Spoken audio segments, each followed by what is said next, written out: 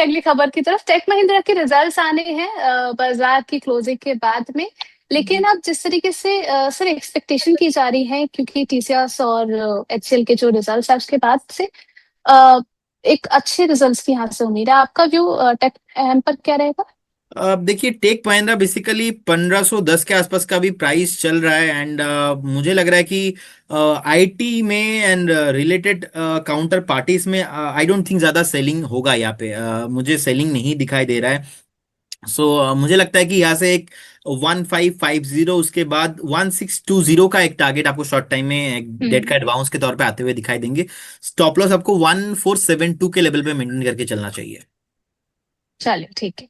अब आगे बढ़ चलते हैं ओएनजीसी की तरफ। ओएनजीसी सर एक साल से फ्लैट चलता हुआ नजर आ रहा है। अभी क्रूड जिस तरीके से ऊपर गया तब भी परफॉर्मेंस नहीं दी। आगे के लिए क्या नजरिया है आपका?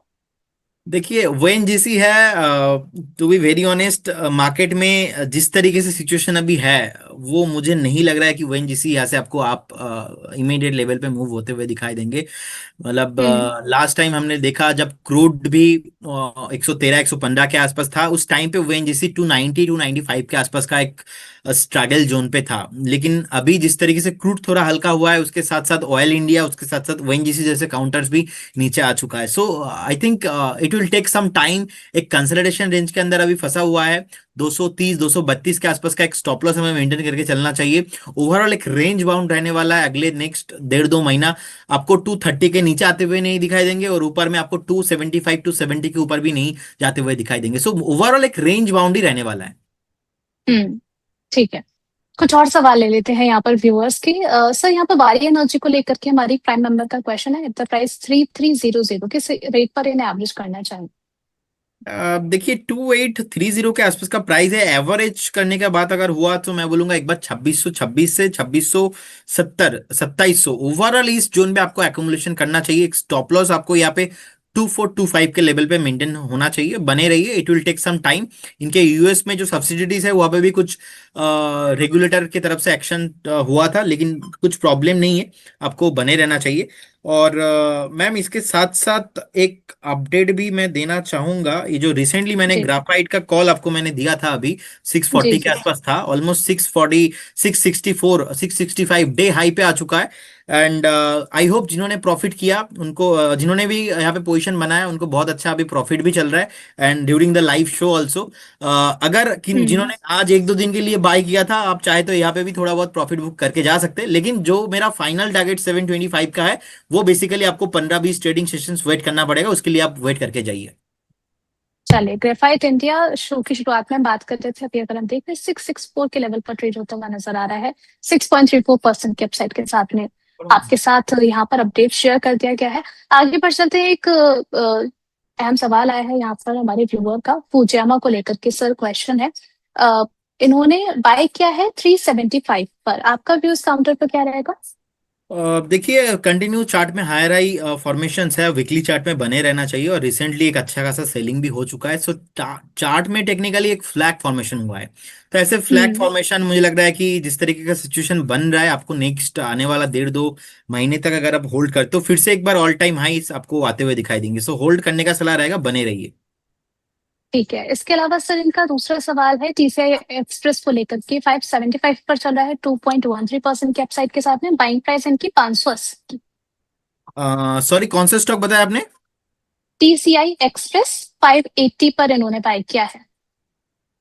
TCI express, okay. देखिए, जी। स्मॉल कैप है, बेसिकली 2200 करोड़ के हम्म। आसपास का मार्केट कैप है। एंड रिसेंटली अगर हम देखेंगे, अच्छा खासा सेलिंग प्रेशर स्टॉक्स में आ गया है। एक डबल बॉटम बनाया चार्ट में, तो बने रहने का सलाह होगा। लेकिन डेड कैट बाउंस पे अगर कभी भी आता है तो वहां पे आपको सेल ऑन राइज रहना चाहिए, रखना चाहिए। 575 के आसपास का प्राइस है। आपको एक बार 640 650 तक मूव मिलेंगे, उस मूव में आपको एग्जिट होने का व्यू रहेगा इसमें। ठीक है। इसके अलावा सर जीएमटीसी को लेकर के अगला सवाल है। जानना चाह रहे हैं कि 672 पर इन्होंने बाई किया हुआ है। कंसोलिडेशन कब तक रहेगा? देखिए, रेयर अर्थ मिनरल जितने भी काउंटर्स रिलेटेड स्टॉक्स है, मुझे लगता है कि ये भी एक न्यू थीम है। ये भी स्टॉक इंडिया में उतना बढ़िया रैली हुआ नहीं। एंड स्टॉक भी हमारा रडार पे है, ऑलमोस्ट 415 के लेवल से बने रहना चाहिए। It hmm. Will take some time. एक छोटा सा स्टॉप लॉस आप यहाँ पे 510 के आसपास मेंटेन कीजिए, बने रहिए, और फिर से ऑल टाइम हाई आपको आते हुए दिखाई देंगे। ऐसे स्टॉक्स में ना आपको कुछ भी दिन कोई भी मूव आता है, वो मूव टेक्निकली नहीं हम्म होता है, वो कुछ ना कुछ फंडामेंटल रीजन रहता है। और आपको भी ये शॉर्ट टर्म, ऐसा नहीं कि 15 दिन में ऊपर आ जाएंगे, 20 दिन में ऊपर आ जाएंगे, ऐसा होता नहीं है। It will take hmm. Some time, generally आपको 7 से 8 महीना, 1 साल वेट करना पड़ता है। ठीक है। अच्छा, इसके अलावा मैरिको क्यों नहीं चल रहा है, परवेज जी का सवाल है। इन्होंने 862 पर बाय किया हुआ है, अभी 839 चल रहा है। देखियो, मैरिको है जो है, ये है इंडस्ट्री का सलमान खान पुराना, ठीक है। तो हम्म अभी मैरिको का परफॉर्मेंस रिसेंटली अगर हम देखेंगे, जब रिजल्ट आए थे, वो रिजल्ट बहुत बढ़िया था। यहाँ पे इमीडिएटली मैरिको भी एक जो है स्लो बीटा काउंटर है, जितना हाई वोलाटाइल हम्म। रहता नहीं है। एक जमाने में चला है, अभी भी चार्ट अच्छा लग रहा है। 1.5-2 साल का व्यू आपको रखना पड़ेगा। अब देखेंगे रिसेंटली तो ऑल टाइम हाई के आसपास ही ट्रेड हो रहा है, तो आई डोंट थिंक कि किसी का नुकसान है यहाँ पे। 940 का टारगेट रहेगा। रिसेंटली मैनेजमेंट का की तरफ से गाइडेंस भी अच्छे आए थे मेडिको को लेके। ठीक है।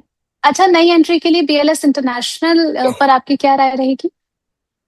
बीएलएस इंटरनेशनल्स, मुझे लगता है कि न्यू एंट्री नहीं लेना चाहिए, बिकॉज ऑफ चार्ट में मंथली लेवल पे ब्रेकडाउन है। और इसके साथ साथ जिस तरीके से सिचुएशन बना है यहाँ पे, बेस कंफर्मेशन नहीं हो पा रहा है। वो कंफर्म होगा 270 एंड अबव, तो उसके बाद एक बार फिर से आप हम्म। रिव्यू कीजिए। फिलहाल अभी तो इग्नोर करने का ही चला रहेगा इसमें।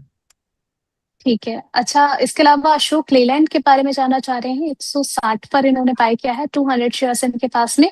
इनका नजरिया यहाँ से शॉर्ट टर्म का है, क्या इन्हें अपनी पोजीशन को होल्ड करना चाहिए सर?